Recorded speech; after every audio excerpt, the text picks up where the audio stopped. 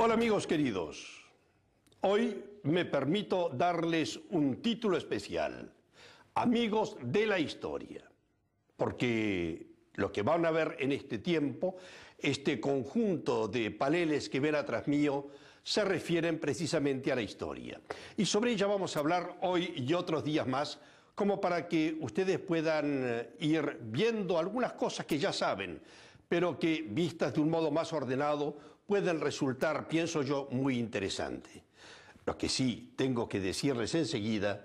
es que la historia para la mayor parte de la gente nos trae el recuerdo de las clases de colegio, por cierto que muy aburridas.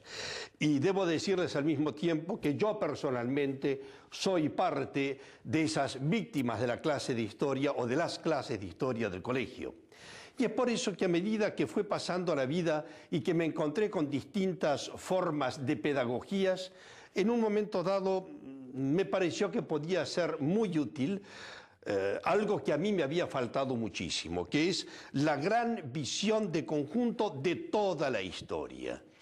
Y es así como poco a poco, a lo largo de los años, he podido ir elaborando como un gran esquema, como una forma concreta y visual de llegar a tener en un libro de uso manual una gran visión, un conjunto de escritos, una cronología, si ustedes quieren, sobre la historia y más concretamente sobre la historia del cristianismo. Naturalmente, como sacerdote, ese tema me parecía realmente fundamental. Y a ese propósito, yo diría que el título que podemos dar a esta serie de pequeños programas y segmentos sobre la historia, es el título, por ejemplo, de la historia del cristianismo. O también, si se quiere, todavía se podría decir una cosa más, la historia de Occidente, como ustedes quieran. O todavía más sencilla y directamente, la historia de la Iglesia.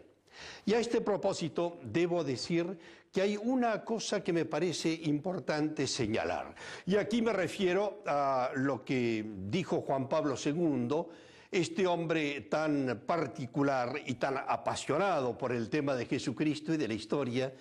que ante el hecho de la visión que tiene mucha gente de la Iglesia, llegó a afirmar lo siguiente: si alguien dice y da fe de creer en la Iglesia, esa persona da 2 veces testimonio de creer en Jesucristo.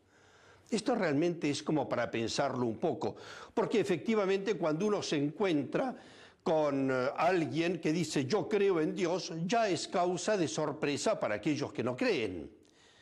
Pero mucho más sorprendente todavía es aquel que se atreve a decir, por ejemplo, en un grupo de amigos, aquellos que no creen en nada, aquel que dice yo creo en la Iglesia, ese causa un estupor todavía mayor. Amigos míos, yo les propongo que esta visión que vamos a ir viendo en los próximos días del conjunto de la historia de la Iglesia nos sirva también de presentación de la Iglesia misma, porque en realidad, digámoslo claramente, la Iglesia tiene una larga historia y tiene una realidad coherente de la historia misma que causa verdaderamente sorpresa. Y es por eso que yo me voy a permitir presentarles ya desde este momento estos paneles, que es lo mismo que mostraba antes en mano en tamaño pequeño, y ahora lo podemos ver también